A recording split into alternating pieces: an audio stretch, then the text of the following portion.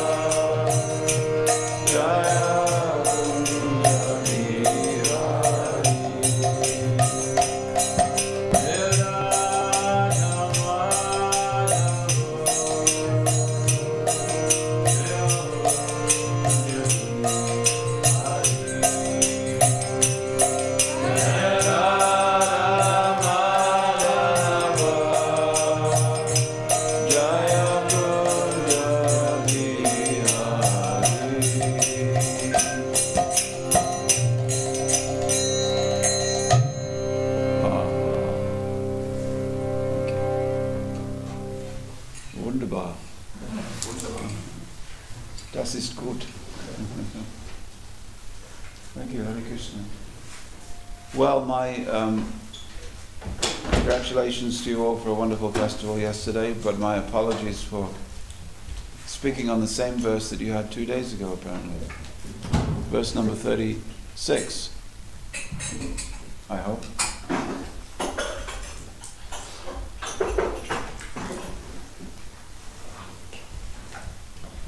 Om Namo Bhagavate Vasudevaya.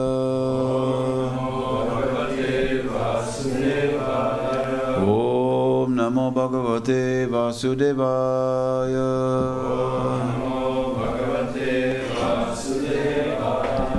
Om Namo Bhagavate Vasudevaya. Om Namo Bhagavate Vasudevaya. So what does it say? 36? 36, okay, good. Could someone pass me the Bhagavatam? They've hidden it. Yes. This is a Swiss trick. Okay. Yatra Narayana Sakshat Yatra Narayana Sakshat Yatra Narayana Sakshat Bhagavan Nyasinam Gatihi Bhagavan Nyasinam Gatihi. Excuse me, yes. Bhagavan Nyasinam Gatihi. Yatra Narayana Sakshat Bhagavan Nyasinam Gatihi. Sangstuyate Satkatasu Sangstuyate Satkatasu Sangstuyate Satkatasu Yatra Narayana Sakshat Bhagavan Nyasinam Gatihi. Sangstuyate Satkatasu Mukta Sangai Punah Punah Mukta Sangai Punah Punah Yatra Narayana Sakshat Bhagavan Nyasinam Gatihi. Sangstuyate Satkatasu Mukta Sangai Punah Punah Yatra Narayana Sakshat Bhagavan Nyasinam Gatihi. Sangstuyate Satkatasu Mukta Sangai Punah Punah.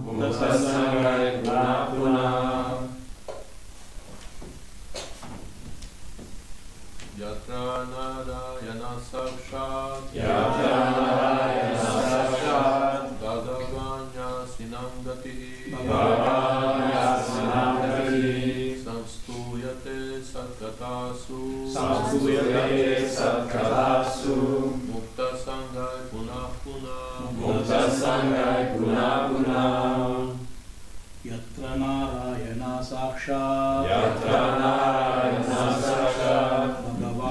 Nyasinam Gatihi. Sangstuyate Satkatasu Mukta Sangai Punah Punah. Yatra Narayana Sakshat Bhagavan Nyasinam Gatihi. Sangstuyate Satkatasu Mukta Sangai Punah Punah. Yatra Narayana Sakshat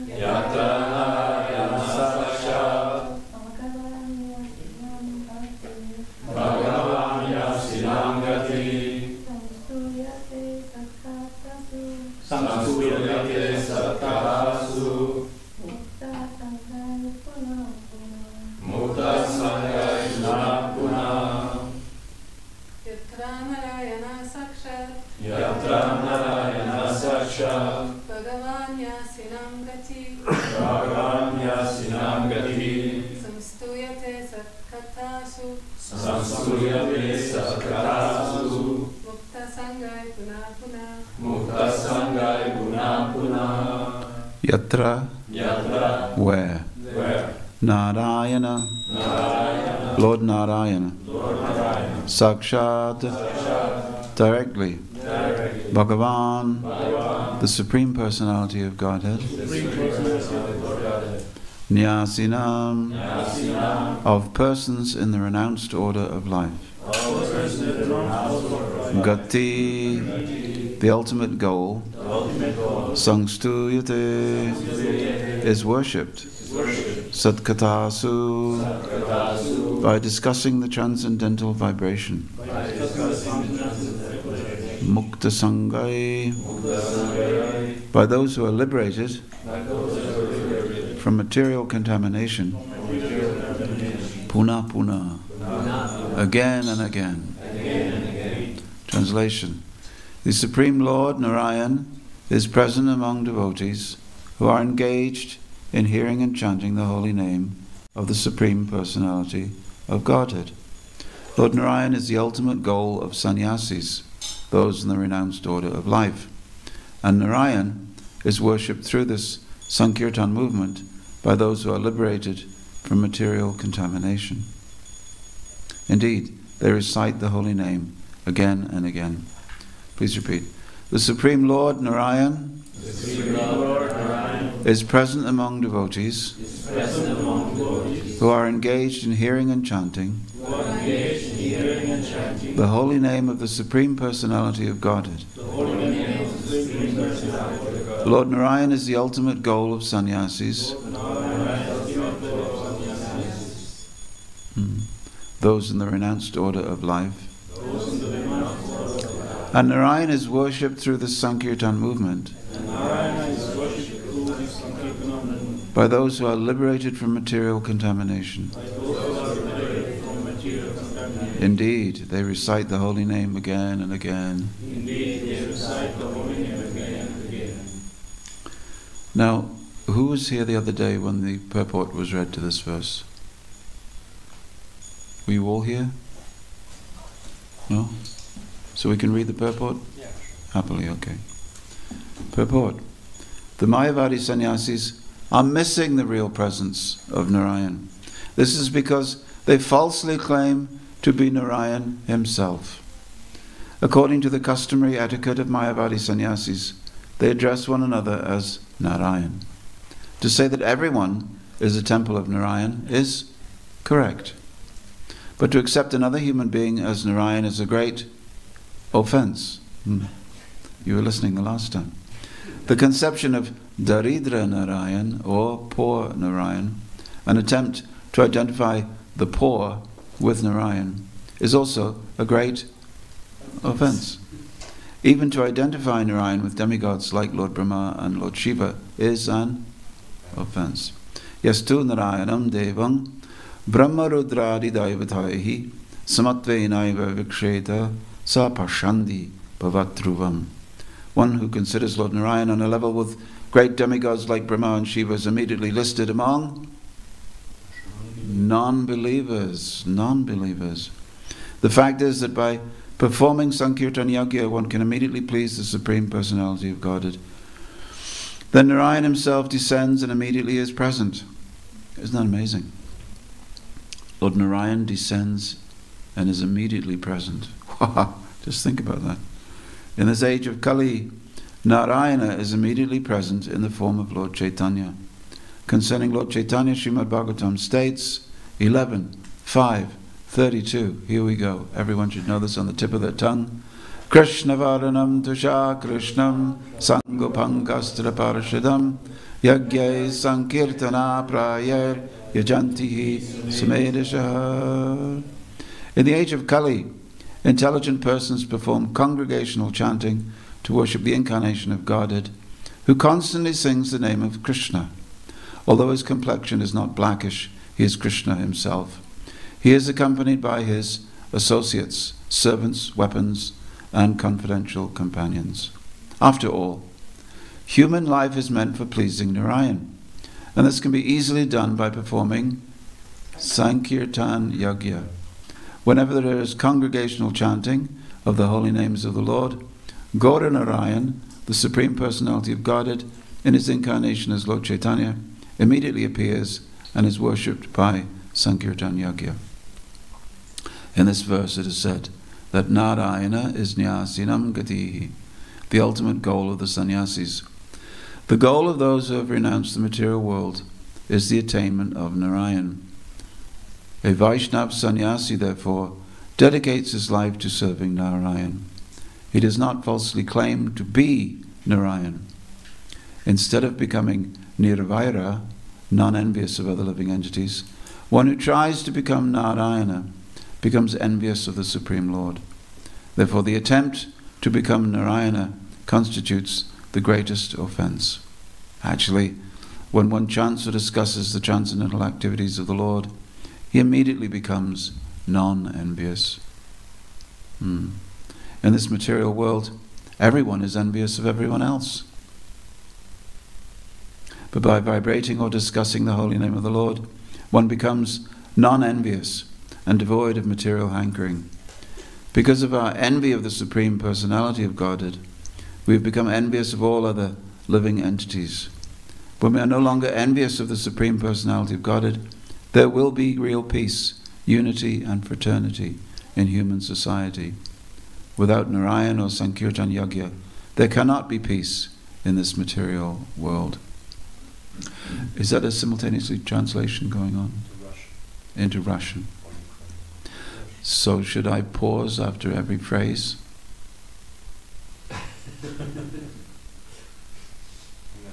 Should I go slow? She's a good translator. Okay. Professional. Yeah. Thank you very much. Om Ajnana Timirandasya Gyananjana Shalakaya Chakshuram Militam Jena Tasmai Shri Gurave Namaha. Well, okay. So just a few days ago, it was the appearance day of Ramanuja Acharya. He is not in our sampradaya, but in one sense, he is our,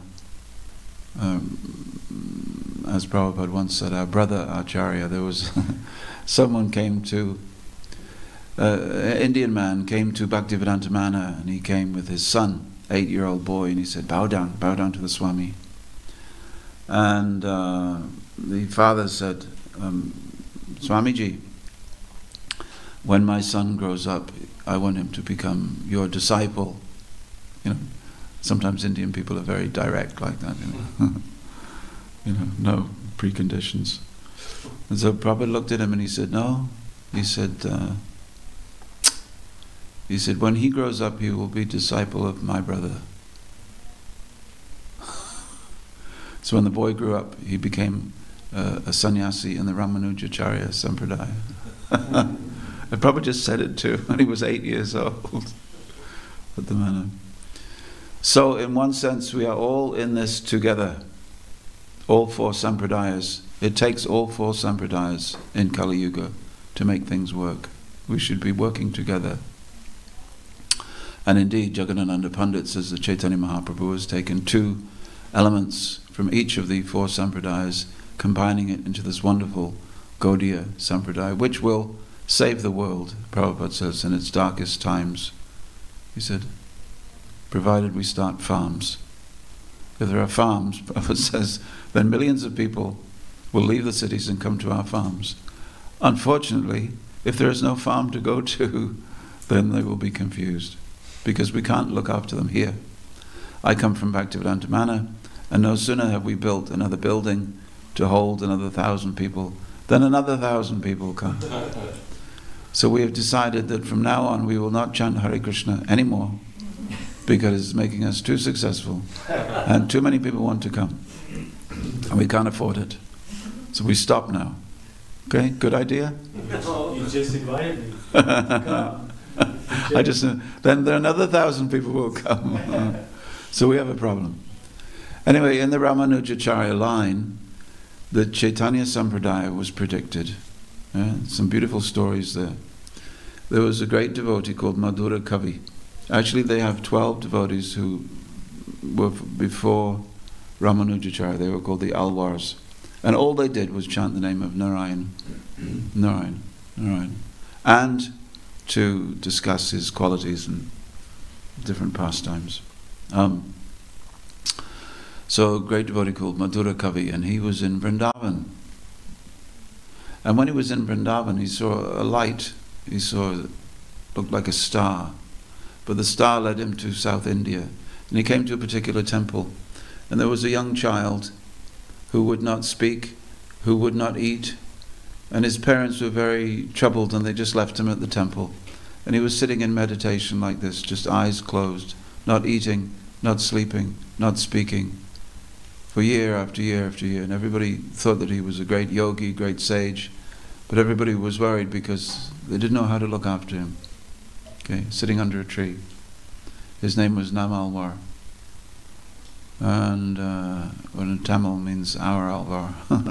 Are you Tamil? Yes. Oh, you know these things. You know these stories. Yeah. So Madhura Kavi came. They said, please, Maharaj, please do something. Speak to him or get him out of his samadhi. So immediately he started singing a song about Krishna. And immediately Namalwar opened his eyes. And immediately he began speaking about Mother Yashoda and Lord Krishna. This was the beginning. So eventually he wrote half of the 4,000 sacred hymns to Narayan called the Divya Prabandham. So the first 3 Alvars, and the reason this is important is the first 3 Alvars. Namalwar is important for us because he said that in Kali Yuga, he said all over the world, the followers of the Lord, who is the color of a blue lotus flower, the color of a gem, a blue gem, the color of the ocean, they will sing and dance in the streets. So they will sing and dance in the streets. And at that moment, the demigods will come in and join their company. He said, and the whole world will be joyful, whole world will be peaceful. So he predicted that a time would come when the holy name of Narayan would spread to every city, in the street particularly. And at that moment, even the demigods would come and join the Sankirtan parties. So this is Namalwar. So the first 3 Alvars, Poigai, Bhutata, and then the other one, Poigai, Bhutata, and Pei Alvar. So they went to a place called Tilukorvar. My Tamil is not good. Tilukolabor, something like that. Anyway, it's an old ancient temple. So the first Alvar went there, and it was raining like this. It was raining like this. Well, this isn't rain. It's not rain and it's not snow. It's sort of, Chinti Beta Beta Tattva. It's Gaudiya Vaishnav, rain, snow.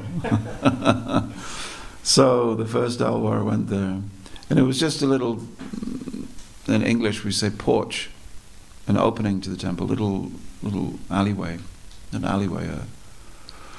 little cutting passage, that's it. And he was very tired because these Alvars, they were going all over India, just singing. They'd come into a village and they would start singing about the Lord and his pastimes. Okay, this is, around about 700, the year 700, like this. And so he had a long day, so he lay down. He was going to take some rest, and it was raining and it was cold, so he just pulled his chadar up. Then after some while, he heard someone else come.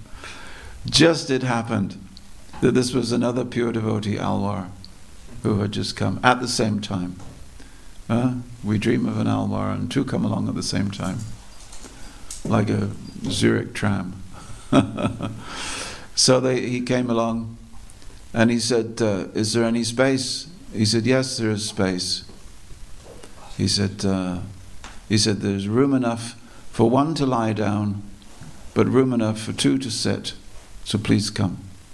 And they started conversing about Krishna.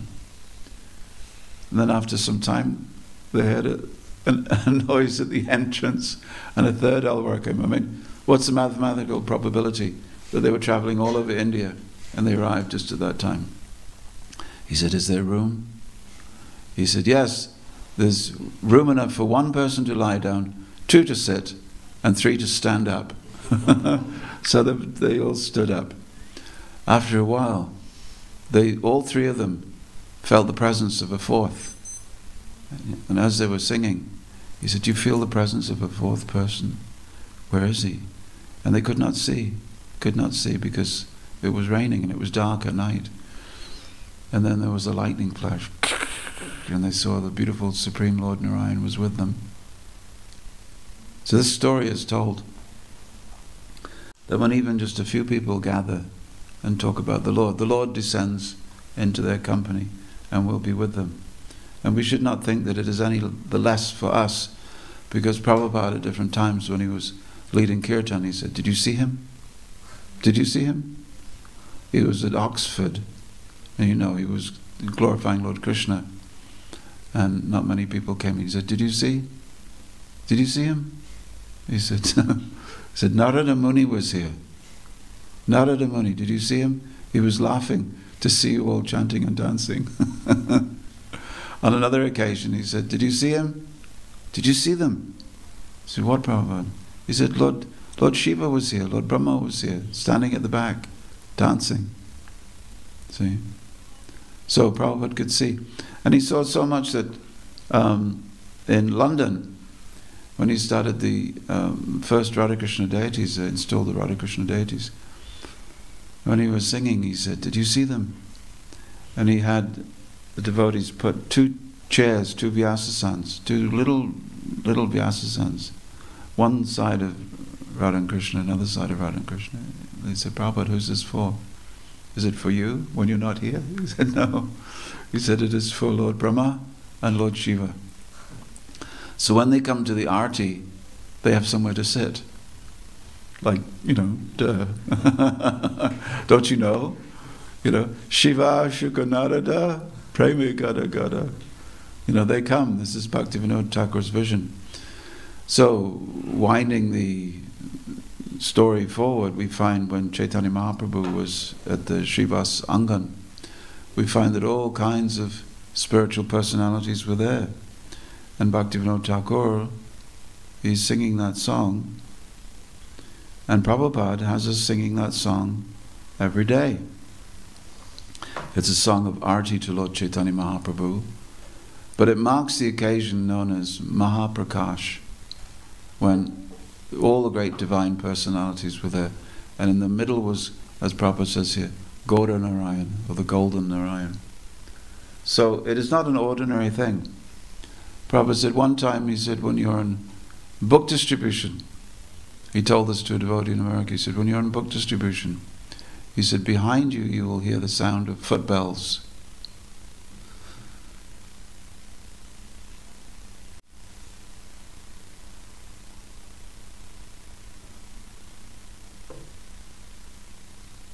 Very good. So, the Lord is present. And as we heard before, 2 verses ago, Nam tishtami vaikunte yoginam hridayeshu va tatra tishtami narada yatra gayanti mad bhakta, from the Padma Purana. I'm not in Vaikuntha, the Lord says. Well, of course we know that he is. He is in Vaikuntha. If Lord Narayan is not in Vaikuntha, what are they going to do? There'll be nothing to do. So Lord Narayan is in Vaikuntha. So why does he say that he's not? Because he's making a point. He's making a point. Because I'm not in the hearts of the yogis. Well, of course he is. Paramatma is everywhere. We know that. Because you told us. You told us you were in Vaikuntha. You told us you were in the hearts of every creature, even an ant. Well, so what to speak of a yogi who's trying to see you? So what are you telling us? Well, I'm telling you now something else. Prabhupada was once in New York, and he said during the class, he said, so controlling the tongue, just like yesterday we had a fasting, okay? So Prabhupada said, controlling the tongue means only take Krishna prasadam. He said, fasting, on another occasion he said, fasting means feasting. He said, only take Mahaprasadam that has been offered to Krishna. This is how we control our tongues in Krishna consciousness. So the next day he flew to Los Angeles and he gave a class, similar subject, and he said, so fasting means controlling the tongue, no eating. So there was a devotee that was there the previous day in New York, and he put his any questions? He put his hand down. He said, Srila Prabhupada, yesterday you said that fasting means feasting and controlling the tongue by only eating Krishna, and today you said by not eating. Which is it? So Prabhupada said, he just looked at him and he said, you listened to me yesterday, you listened to me today. Meaning that the Guru's order. So if Lord Narayan says, I'm in Vaikuntha, you should all try to come to Vaikuntha. I'm in everyone's heart, even the ant. That's all right. But now I'm telling you, I'm not there. Where am I? He says here, I remain where my devotees engage in glorifying my activities. So why is this? Because the Lord is non-different from His name, Nama Chintamani Krishna's Chaitanya Rasa Vigraha Purna Shuddho Nitya Mukto Binatvan Nama Namino. So the name of Krishna is Krishna. And this is one of the most important verses you'll ever know, because the question is, well, my tongue is material, my ear is material, my voice is definitely material. I can't even sing properly. I croak when I chant. How can that be Krishna? How can it be spiritual? How can it be transcendental? Okay? Some person may not even pronounce the Hare Krishna mantra correctly. We get a lot of Hare Krishna mantras, a lot of variations, don't we? A lot of shnicky ram dam da dam. I once said it. I was once sitting in the front of a car, and there was two devotees in the back of the car. And one was a very senior devotee. He'd been in the temple for 6 weeks. And another one was a junior devotee. He'd been in the temple for 2 weeks. And the junior devotee was asking the senior devotee how to chant japa. And neither of them, because, they didn't know who I was. So I was just quiet, I was smiling. So one was asking the other, how do you chant? He said, oh, it's very easy. I chant 25 rounds every single day. He said, wow. Every single day, without fail. He said, wow, Prabhu, I really hope that I can develop the determination that you have at some point. So he'd been in the temple for 6 weeks. So I was sort of sitting in the front going, and then he started chanting. Okay? I was also wondering, what is the secret technique of chanting 25 rounds? And he was going, that is exactly like his chanting. Kitty, like he's calling a cat or something. So this was his secret technique for chanting 25 rounds a day. Do we want to imitate that? No, I don't think so. I haven't seen him again. So there are many different pronunciations. So sometimes when you have a japa period, we can say that we have not a very good japa period, and sometimes you have a very bad japa period, isn't it? Your mind is going here and there.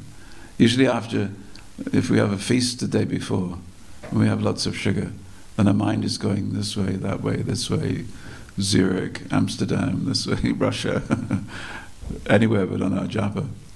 So then on those days we think, how can this possibly be spiritual? My mind is not spiritual, my ears are not spiritual, the air that vibrates is not spiritual, my tongue is not spiritual, it's all mundane, it's all material, therefore it's all... No. Nama Chintamani Krishna's Chaitanya Rasa Vigraha. Krishna makes it spiritual because you're attempting to connect with Him by chanting His name. That's the amazing thing. Material and spiritual are simply a question of consciousness. Krishna can make the material spiritual or the spiritual material. He can do whatever he likes. He's the supreme Ishvara. And he's the Yoga Ishvara, Yogeshvara. So he can make even your chanting Nama Chintamani Krishnas. Even in China, we have 1,000 devotees in China, more than 1,000 devotees in China. 16 rounds every day, 1,000 devotees. And if you listen to them chant, Hale, it's not even Hari, Hale Kesena, Hale Kesena, Hale Kesena, Hale Lama, Lama, Lama, Hale Hare. And you think, does Krishna accept this? You bet Krishna accepts this. Krishna accepts it and makes it Nama Chintamani Krishnas. It is all blissful and it is complete. This verse here, this purport here, talks about sannyasis, that Narayan is the goal of the sannyasis. Sannyasi in our movement is something, something special, isn't it? Because if a person is a sannyasi, we automatically presume that they're much closer to the Supreme Personality of Godhead than others. We've taken sannyas and we've elevated it to a spiritual position rather than being one of the four social orders. But in traditional life, sannyas is just a stage of life for a Brahmin. Sannyasa means putting it all down. Put your wife down, your mortgage down, your house down, your children down. Put it down and walk away. No, that too, put it down. Everything, put everything down, walk away. Why? Because now is the time of your life to find Narayan. But now sometimes sannyasis, many sannyasis, particularly the Shankarites, which was at one time the biggest school of sannyasis. Interesting the way it came about. We can never forget history. We can never disregard politics.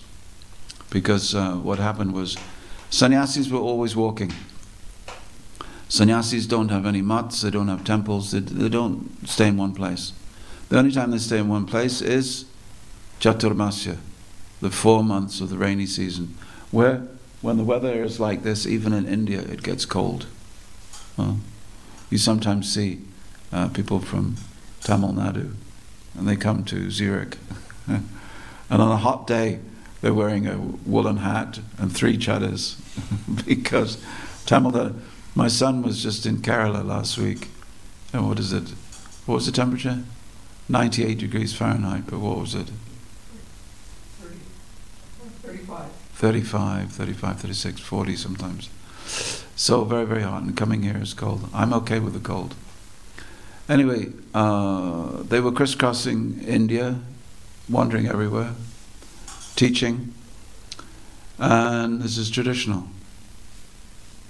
But then Buddhism came, and when Buddhism came, Buddhism dominated India, because Buddhism went to the cities and preached in the cities. They captured the cities, the big towns. First of all, places like Takshashila, Nalanda, the big universities. As soon as you capture a university with your philosophy, then it starts radiating out. And the Buddhists were very clever.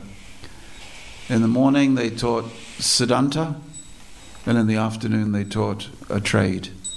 So you could go to a Buddhist university and you would learn something by which you could earn money, and you could also learn philosophy. So all of India became conquered because they were in the city. So that put paid to the traditional sannyas life. Then Shankaracharya came in about 800, and he sat wherever the Buddhists were sitting in the cities, and he preached in the cities. And along after him came the Ramanujas and the Madhvas. Sannyasis traditionally don't give initiation. Why doesn't a sannyasi give initiation? Because he can't teach anything. Why? Because he's here today, tomorrow he's gone, because he has to keep traveling. But if you change it so that the sannyasis teach and give initiation, then sannyas becomes a different concern completely. And so, but Shankaracharya became historically the biggest school. And his philosophy was, you become Narayan. So this idea here, Prabhupada is telling of the Daridra Narayan, understanding that welfare work to the poor, we should learn to see God in the poor, in the homeless, in the destitute. If you cannot see God everywhere, say the Mayavadi sannyasis, then you can't see him at all. So now one thing is seeing God in the heart of the ant and the homeless person and the poor person and the rich person at the same time. But another is to focus exclusively on the poor, because you must see God who has become poor. In other words, to focus your attention on those that are downtrodden. It becomes a social welfare gospel, as we say. One time the devotees were distributing prasadam to the poor people in America. And he said, Prabhupada said, do you also feed the rich? He said, why don't you feed the rich? The rich need to take prasadam. You see? So what Prabhupada is trying to do. Food for life is not food for the poor. It's food for the soul. It's food for everyone. See? So I'm not having a bash at food for life. Poor people need to eat. But at the same time, if it becomes welfare work, then ISKCON becomes the Salvation Army at some point in the future. If you think of the Salvation Army, you don't think of a missionary organization, you just think of a charity for the homeless. So anyway, this Daridra Narayan, or Poor Narayan, came from Vivekananda, who was a disciple of, what's his name? Ramakrishna. Yeah. So Vivekananda, he's credited as, revitalizing Hinduism. But he was one of the people that revitalized Hinduism by attempting to get rid of deity worship. The point was that the English the British were in India, and if you wanted a job, and if you wanted a good job, you had to either be a Christian, or a friend of a Christian, or a respectable Hindu. So to be a respectable Hindu was not to do any superstitious nonsense like waving candles and ringing bells in front of statues, because of course that is very primitive, as the British were saying. So if you wanted a British job, if you wanted to get on in life, so there was a whole movement of what Bhaktivinoda Thakur calls the Bhadralok, sophisticated, British educated people in Calcutta and different places. And along with that came a different movement known as the Arya Samaj, the Brahmo Samaj. And these different Samajas did not practice deity worship. They said, no, this is something old-fashioned. No, we need to be something. We can make Hinduism like Christianity, make it fashionable, make it popular. Nobody likes deity worship. They see it as superstitious. So let's do some bridge preaching. Oh, excuse me. Let's do some preaching where we don't talk about deity worship. Okay? So there you cut things off at the root. Deity worship is equally important. One time when I was a young Sankirtan devotee, believe it or not, although I've been married for many, many years, I was once a brahmachari. I once wore saffron. I once knew the absolute truth was to distribute books. And so I went and I told the pujaris in the temple, I said, if you really want to please Srila Prabhupada, you have to come out on book distribution. You see, that's how to mess up a temple. All right, Krishna Prema Rupa. But I said that. And so they wrote to Prabhupada. There were 3 young boys, myself and Sarvasagra and one other. So they complained about us to Prabhupada. They wrote and they said that they're saying, if we really want to please you, we should lessen the deity worship of Radha Landaneshwara and go out on book. And we managed to get them out on Sankirtan, of course. So we shamed them. And Prabhupada came. And he said it's like this. He said, all services to Krishna are equal. He said, here in the material world, the person who sits in the office, behind the office desk, and tells everybody what to do, he is superior to the woman who comes in and cleans the desk and cleans the office. He is superior, she is inferior. He said, but in the spiritual world, everybody's on the same platform. Huh? The one who's giving orders, the one who's following orders, the one who's making an offering of flowers, and the one who's singing. He says all services are equal. And then of course he qualifies, but we have a mission to perform, so everybody is equally required to push on this movement. And then he used another example. He said that just like when I was a boy, there was a poster in the train station, and it was a big train engine, steam engine, with pulling lots of carriages. And the motto was, keep the wheels turning. So every person who does everything on the India Railway is keeping the wheels turning. He said, so like that in our movement, every single devotee is playing a vital role to keeping the wheels turning. So when Prabhupada came, I was in that class, and I've been humble ever since. In fact, no one is as humble as me.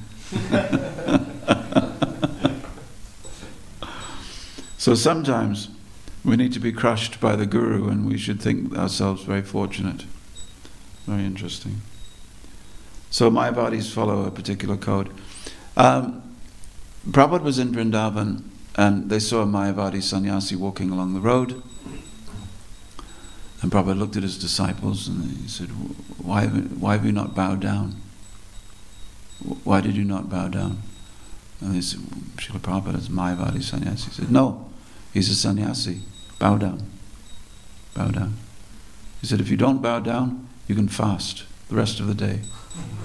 As soon as you see a sannyasi, you should bow down in the morning. If you don't bow down to a sannyasi in the morning, you can fast. But he's a Mayavadi. He said, bow down. He said, at least he's a sannyasi. He was training devotees. When he set up the library at the Juhu temple in Bombay, he wanted to put in the temple library the books of Shankaracharya. And they said to Prabhupada, but it's written by Shankaracharya. He said, yes, you should know the philosophy in order to defeat it. You should know your enemy, know what you're preaching against. So in this way, different ways. These are just little things I thought I would tell you. So the Lord is worshipped by Sankirtan. This is how we worship the Lord. Nitya Siddha Krishna Prema, Sadhu, Kabainai, Shravanari Shuddha Chitte Karai Udoy. Pure love for Krishna, Chaitanya Mahaprabhu says, is within the heart. But when the heart is purified by hearing and chanting, that love for Krishna naturally awakes. So we get this verse in this purport. First of all, we have to know what is the age of Kali, Prayeno, Payusha, Sabya, Kalavas, Menyuge, Jana, Manda, Sumanda, Matayo, Manda, Bhagya, Hipadra. People are very stupid. In the age of Kali, people are very stupid. Not only are they stupid, but they're very stupid. They're most unconcerned for the most important thing of life. Prabhupada said, a man is sitting on the branch of a tree and he's high up. He's sitting out on the branch and he's cutting the tree like this. Like this. And an ordinary man is walking and he said, my dear sir, if you carry on cutting this branch, you will fall on the ground and hurt yourself and break a bone. And the man who's cutting, he looks down and he says, so, what are you? Some famous astrologer? You can tell the future? You don't know. The Prabhupada said, he's cutting and he's saying, you don't know my future. And then he walks past, the man carries on, and he hears, ah, and he goes over, and he looks up and he said, how did you know? How did you know? So Prabhupada said, Kali Yuga is like that. People are smoking, drinking, you know. He said, cancer, you know, liver, cirrhosis of the liver, lung cancer. If Prabhupada were here today, he would also say brain tumor. mobile phone brain tumor. So all these problems are coming. And yet they say to us, how do you know the future? How do you know the future? Very disturbing. In Kali Yuga, life is very short. Life is very, very short. Much shorter. Average age is... On one hand, we are increasing with our medical advances, especially here in Switzerland, very good medical insurance. Here, upping the age limit. But at the same time, people are engaging all kinds of habits to shorten life. Because this is enjoyment. This is how to get enjoyment. Prabhupada said this is the enjoyment of a pig. A pig is in the sty with mud, and he has his pig wife, and he's thinking, life is so good. And there's his pig children, oink. You think this is so nice. He said, even Indra, he thought he was having such a nice life. So in one sense, the pure devotee of Krishna comes to say, this is not a nice life. I can give you a better life. Please come. Come along with me. So this is the invitation of the Krishna consciousness movement. Please come with us. We'll show you a better life. But in order for us to have a better life, we also have to be happy. You have to be. Therefore, the GBC want us to do two things. More devotees, happy devotees. That's always the mission of our movement. More devotees. You can have more devotees by stopping losing devotees. Those devotees that Krishna sends, don't lose them. Get to keep them. Those devotees that you keep, make them happy. So, then we see this verse, Krishna Varnam Tusha Krishnam, Sangopangasta Parshadam. Now this verse, Jiva Goswami, when he's writing the book of all books, his Tattva Sandarbha, this is it. This is his opus, his magnum opus. His whole life, everything that the six Goswamis have said, his elders have said, is going to be focused in this Tattva Sandarbha. And how does he begin the book? Krishna Varnam Tusha Krishna. This is his declaration. That this verse, with this verse in Srimad Bhagavatam, the entire Bhagavatam is summed up, the purpose of the Bhagavatam existence is summed up, and the preaching mission of God on earth, Narayan on earth, is summed up. In the beginning of the Bhagavatam we find that fear is it's the worst thing to be fearful, isn't it? Worst thing. Worst thing. Horrific. But fear personified fears the holy name of the Lord. Fear personified is driven away by the holy name of the Lord. That's in the beginning of the Bhagavatam. And then, in the end of the Bhagavatam, right at the end, right at the very end, when you can't go any further in the Bhagavatam, Nama Sankirtanam. Nama Sankirtanam Yasya. Sarva Papa Pranashanam Pranamo Dukkha Samanas Tam Namami Harim Param. I offer my respectful obeisances unto the Supreme Lord, Hari, the congregational chanting of whose holy names destroys all sin, the offering obeisances unto whom relieves all suffering. This is the thing. So Bhagavatam from start to finish. We go around the houses, we talk about different incarnations, but from the beginning, the 10th to the 11th to the 12th, and we find chant, chant, chant. But in Kali Yuga it is chant, chant, chant. Chant, chant. Bhaktivinoda Thakur says, one must take to the name. We finish at 8:30? Okay. For in this material world there is nothing that compares to it. It is the ultimate treasure in Krishna's storehouse, Bhaktivinoda Thakur says. Since it contains with it the whole spiritual realm.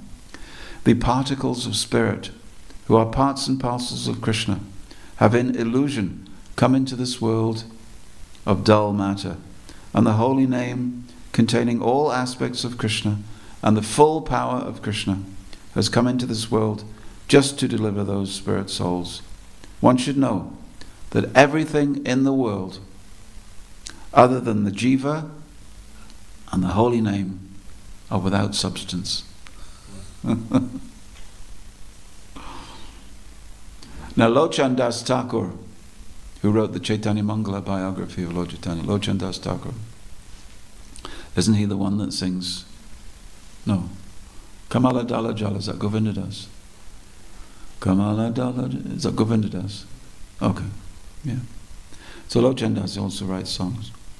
He says, if it's a Sankirtan Yagya, how can it be a Yagya? There must be flames for it to be a Yagya.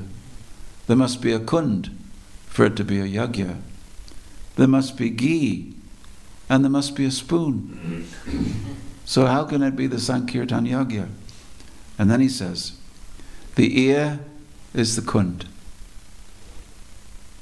The tongue is the spoon. The name of the Lord is the ghee. By doing Sankirtan, we create the fire of the Sankirtan Yagya. And later on, we also have this suggestion, just finally, that there are 7 flames created by the Sankirtan Yagya. You know this one? 7 flames. Cheto Darpanam Arjanam. This is one of the flames of the Sankirtan Yagya. It cleanses the mirror of the heart of all the dust accumulated for years. Bhava Mahadavagni Nirvapanam. Forest fire becomes extinguished. Shreya Kairava Chandrika Vitaranam. The lotus of the soul begins to bloom. Vidyavadu Jivanam. True knowledge develops. That's the 4th flame. The 5th flame, each flame is a blessing on you. This Sankirtan fire yagya. Each of these flames is a blessing. The 4th is that you get true knowledge. 5th, Anandam Buddhivardhanam. You are plunged into an ocean of bliss. 6, Sarvatma Snapanam. All aspects of your person become purified. And the 7th, Param Vijayate Shri Krishna Sankirtanam. The entire world becomes blessed. I'd like to follow with a prayer for peace. Prayer for peace as chanted by my daughter, Janavi, or as she's known, Janavi Harrison. She sings this, but it's a prayer of Prahlad Maharaj. How the Sankirtan mission will actually create a peaceful world. Destroy envy. It goes like this.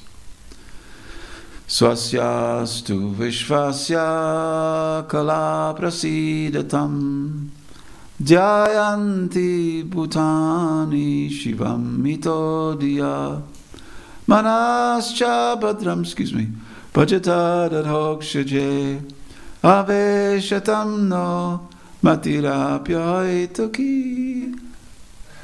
Of course, then she goes Hari Om. May there be good. Let's sing it in English. May there be good fortune.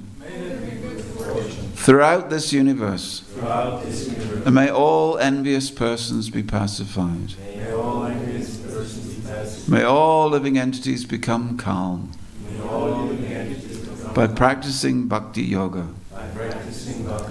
For by accepting devotional service, they will think of each other's welfare. Therefore, let us all engage in the service of the Supreme Transcendence, Lord Shri Krishna, and always remain absorbed in thought of Him. Hare Krishna.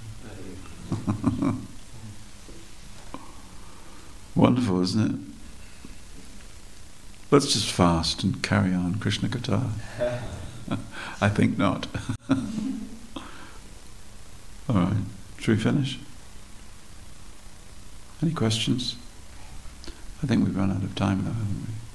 How strict are you on timing here? We're not strict. Strict, very strict, or not so strict? If we have guests, then Oh, okay. there's no limits. All right, 5 minutes and 5 minutes. Any discussion points? Sir? I'm just wondering why did Lord Narayan make it so difficult by sending Sankaracharya? Interesting, isn't it? Interesting. Would we have found it any easier, I wonder? Yeah. Well, the Lord, I guess you could say the Lord made it really difficult by coming as Buddha. Yeah. You know. Because without Buddha there would be no Shankaracharya necessary. But Buddha came and corrected something, and that was the old method of yajna, whereby animal sacrifice was performed, etc. You know the story. So, but Buddha decried the Vedas, let everybody away from the Vedas, and it was an Avedic Siddhanta. But Shankaracharya pulled everybody back to the Vedas. So we are very grateful. Thank you very much, Shankaracharya. You've re-established the Vedas. But now we have a lot of unpicking to do. We have a lot of unpicking to do. But Shankaracharya is also... We also have to remember that it is Shankaracharya appeared in Kali Yuga. Lord Buddha also appeared in Kali Yuga. So those great teachers, they come in Kali Yuga. They're also, to a certain extent, their purpose is not always targeted towards Narayana Smriti. So we have, just like people say, well, people also say, well, Islam is bhakti, isn't it? Many people, even devotees, they say, well, you know, we should be very tolerant because everything is bhakti. Ultimately, everybody's on the same path back to the Lord. They just do it in different ways. You see, that's all right. Prabhupada tells the story. He said there was a king who was served by many servants, and sometimes he was charitable to the Brahmins when they came and did something for him. King is supposed to be generous to Brahmins, but this king was only generous when the Brahmins did something for him. So one time a Brahmin did something for him, and he said, "So Maharaj, Kripa DJ, you know, perhaps there's something you wish to give me."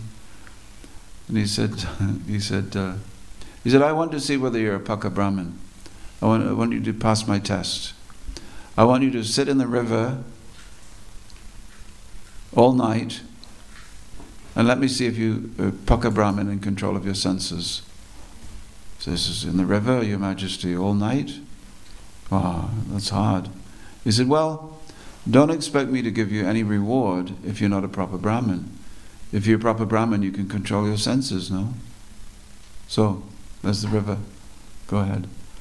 And these are two guards who will come, make sure you don't get out of the river. So he went in the river.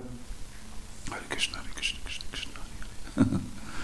So, and he came back to the king in the morning. He said, Maharaj, I did it.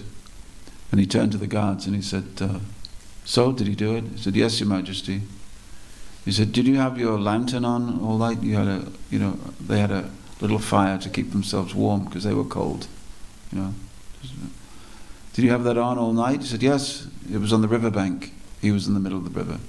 Still, I think he was taking some warmth from your fire, and he was warming himself. So, you can go and, you're a Brahmin, you can cook in the kitchen, but don't expect anything from me. Sometimes rich men, they do that in India. Oh, you're a Maharaj.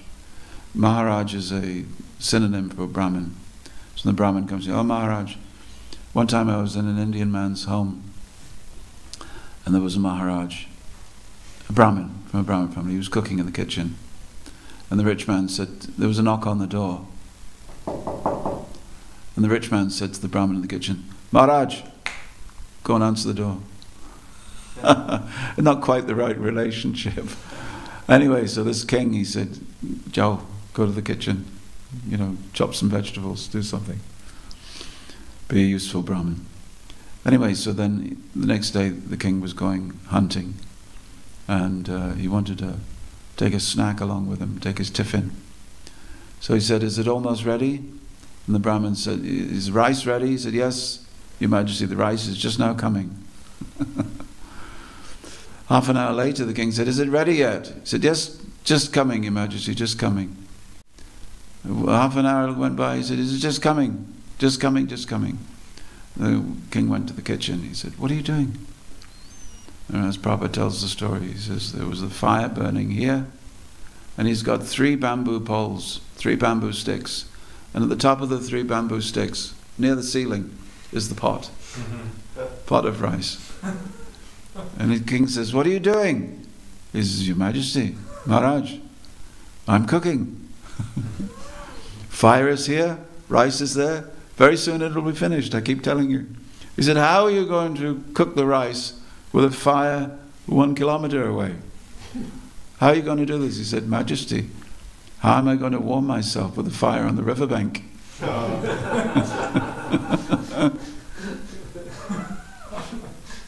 So the king said, "You're very clever, you're very clever." So Prabhupada said similarly, he said, if we chant Hare Krishna, but we commit offences, he said, we chant Hare Krishna, but we commit offences, it will take long, long time. Long, long time. Your rice is the pot. The pot of rice is your heart. The fire is the Sankirtan fire. You're cooking, but very, very slowly. So don't commit offences. So similarly, yes, you follow Shankaracharya. The end goal is Narayan, but very, very slow. Very, very slow. And it contaminates everything, of course. Everything. You know, you speak to different, you speak to yogis of different colours and castes and spiritual leaders, and it's all impersonalism. And in one sense you could say that it's because of Shankaracharya, but I think that in another sense Shankaracharya is because of the forgetfulness of the Lord. So different philosophies come up, they're pushed up by the population. Just like at the time of the beginning of the universe, the jivas who want to enjoy the material world, they clump together and they come up through the navel of the Lord, and they come up like this and they open up into a lotus. It's all the jivas who want to be rebellious and leave the spiritual world, and on top is Lord Brahma, and then they're all sent into the world. So sometimes we say, someone like Muhammad created Islam, but Kali Yuga created Islam.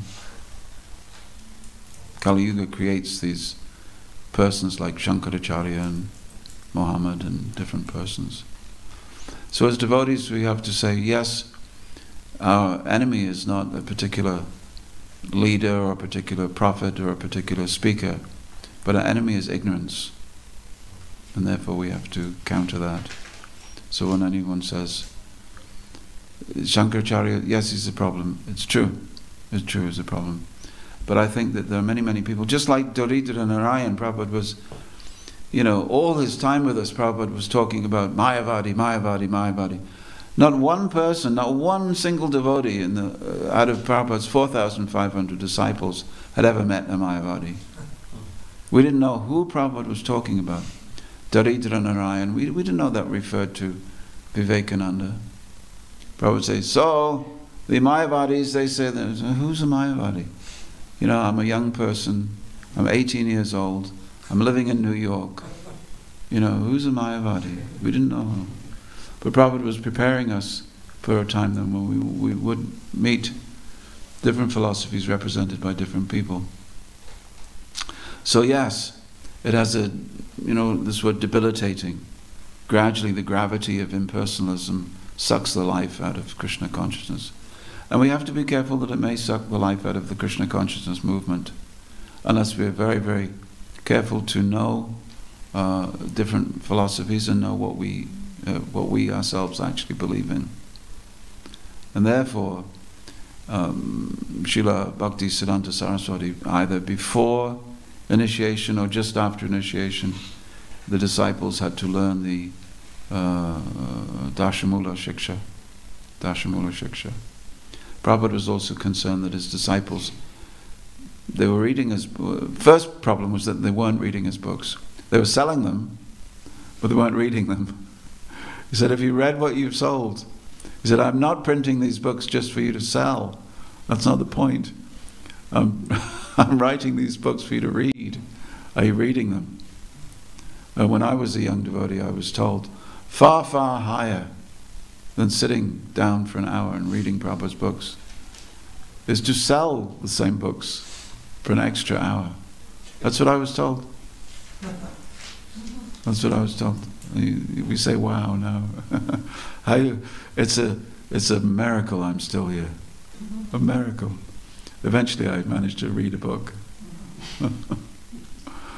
But, well, the books were still being translated. This was the thing.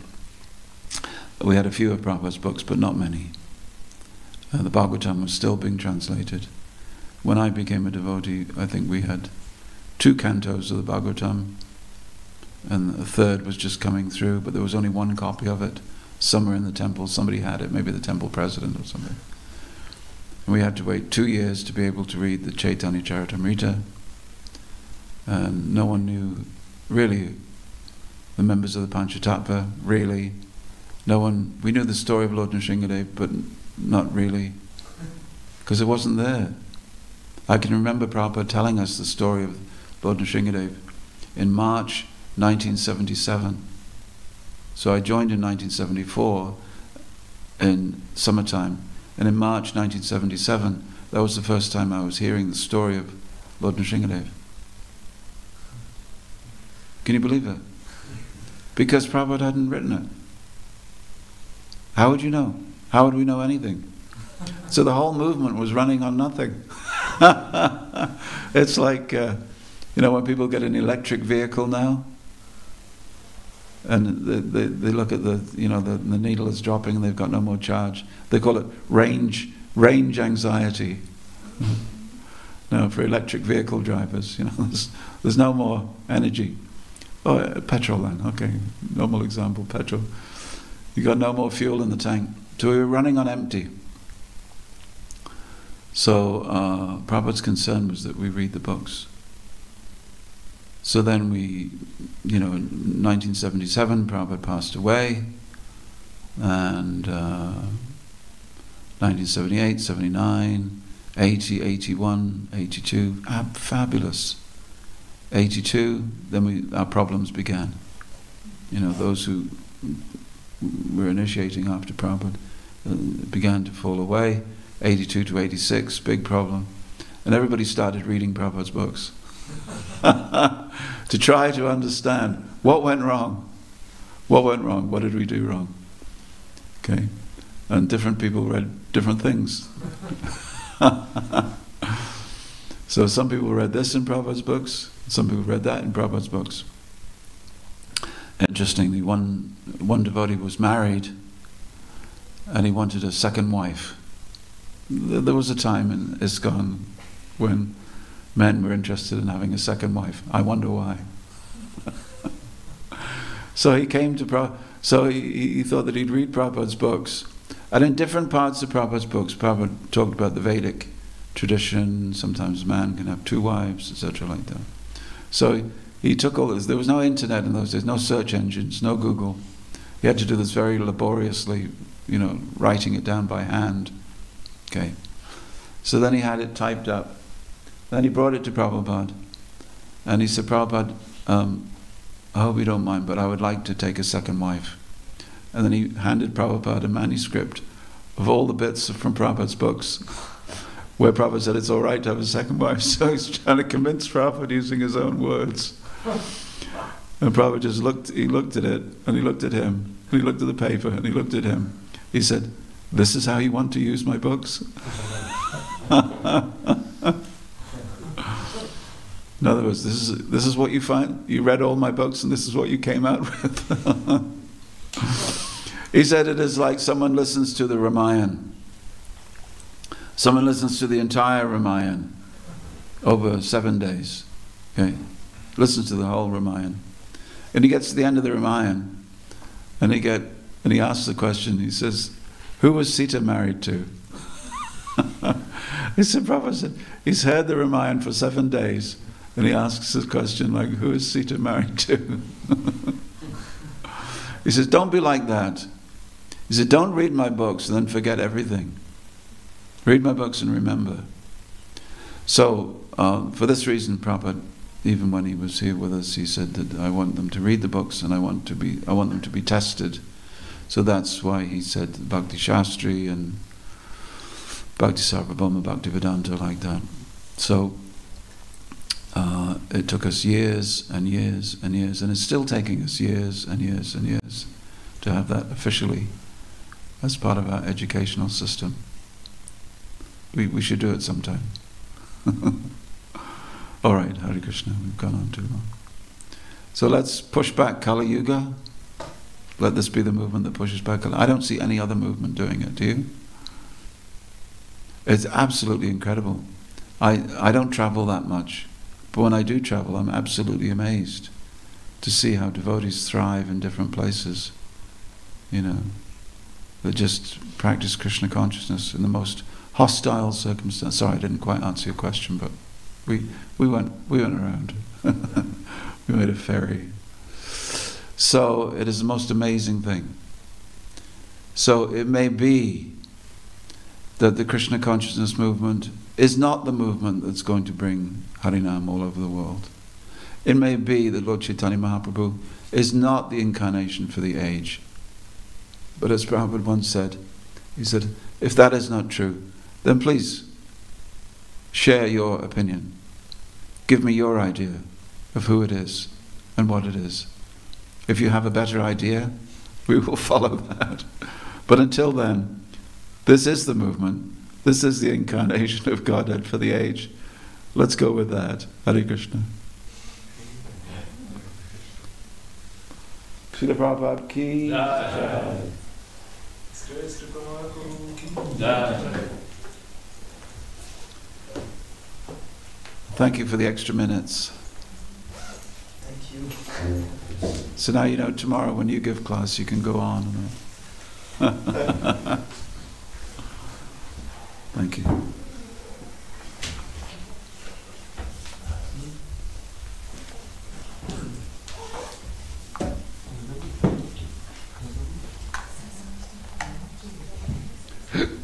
Thank you.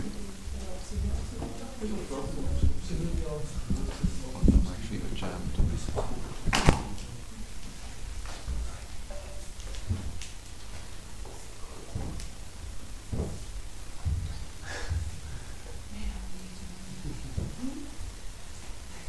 Is that okay for the Russians? Yes. You were able to talk? Yes, thank you so much. You're very good translator. Yeah. Спасибо большое. He wants to ask you a question. Okay. He's also Russian? Yeah, so long as We are from Ukraine, but Oh, Ukraine. we are speaking Russian, Soviet Union.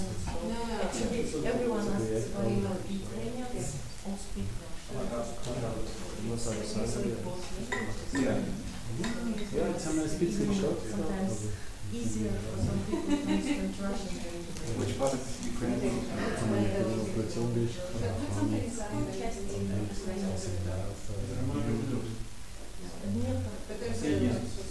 It's middle. Oh, middle. Two big countries.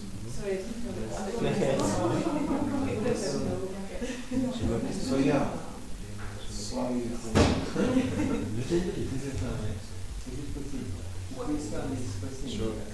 Christians have such understanding as mercy, so which to fast and to pray. Prashadam and pray. Yeah. How to accept Prashadam properly? In this context of saving. In this context of saving. What he tries to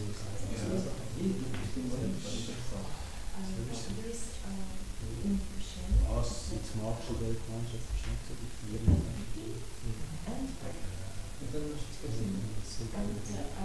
And in Vaishnava religion, it's also almost saving. Yes. So if we make Prashadam, accept Prashadam and pray.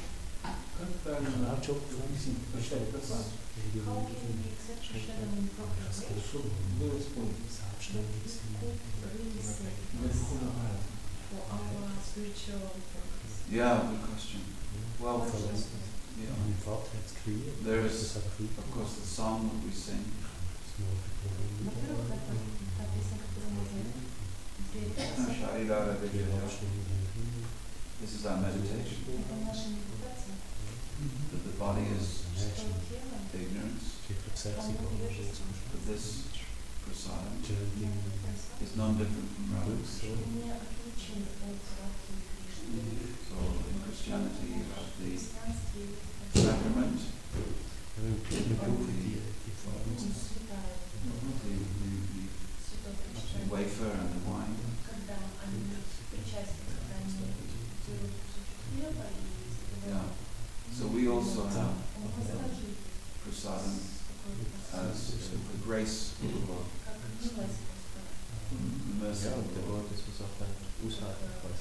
Just like when we take Мы можем брать вина, Charanamrita, we say Akala, Sarvavyadi Vinashanam, Vishnu But this holy святыня, drink will save me from not dying, save me from death.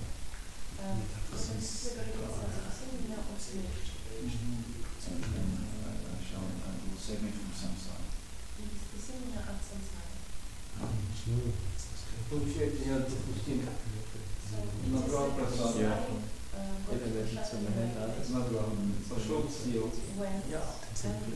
Прочитал молитву. Почитаю. Ни с кем не разговариваю. Думаю о Христе.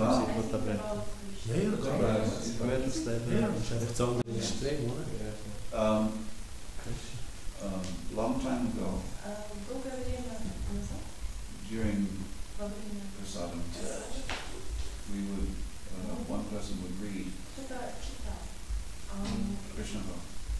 So while we were taking prasadam, we were also hearing. The idea is also to be purifying ourselves in as many ways as possible. With the prasadam, we're purifying through the tongue and through hearing. Yeah. В общем, так и действует, да? Yeah. And sometimes prasadam can be very special. Prasadam is always Krishna. And then sometimes Mahaprasadam is extra Krishna. So sometimes, it is double Krishna.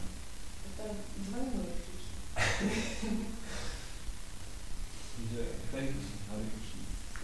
Thank you. Can you give me a hand? You look strong. Вы выглядите как сильно. Можно я? He asks, can he hug you? May he hug you? He can hug me. It has to be very tight. Но это должно быть очень-очень... Быстро. Нет, очень сильно.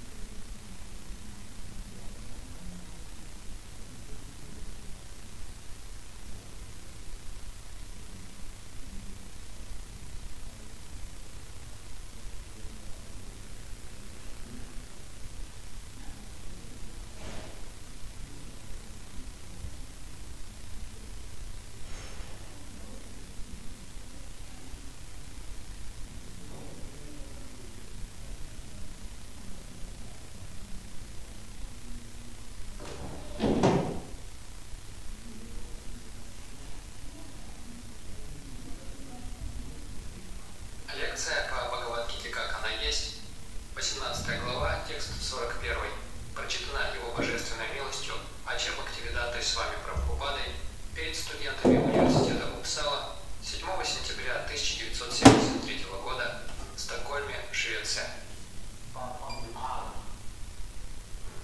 By quality and by work. There must be four divisions. В обществе должны существовать 4 сословия, отличающиеся друг от друга по качеству и по виду деятельности. Чатур Варня. Первый класс.